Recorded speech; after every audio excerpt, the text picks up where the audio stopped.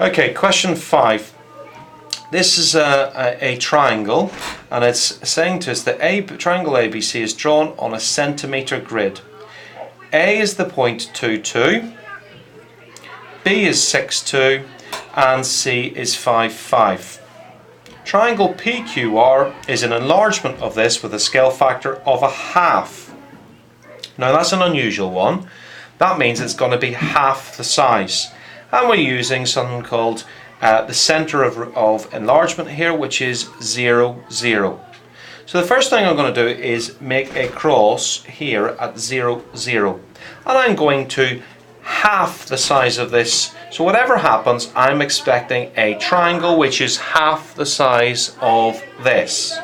So what I'm going to do is I'm going to look at this triangle and I'm going to measure how far away each of the points are from my centre of enlargement. So this point here is 2 squares across and 2 squares up. So I'm going to half all of that. So I'm going to go 1 square across and 1 square up. So this is point A dash. That's that point, which is half the distance away now. B is 6 squares across and 2 up. So I'm going to half that. So go 3 squares across and 1 up. So that's point B dash. B has been half the distance. Look at C. C is 5 squares across and 5 squares up. I'm going to half that. So I'm going to go 2.5 squares across and 2.5 squares up. And I get a point here. I join all of those points together and I end up with a shape which is half the size of where I started, and that's exactly what I'm expecting to get. This is the triangle PQR.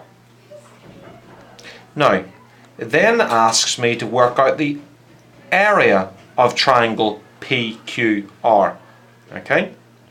Now, the area of a triangle is the base of it times by its perpendicular height divided by 2. The base of my triangle is 2 squares long, so it's 2.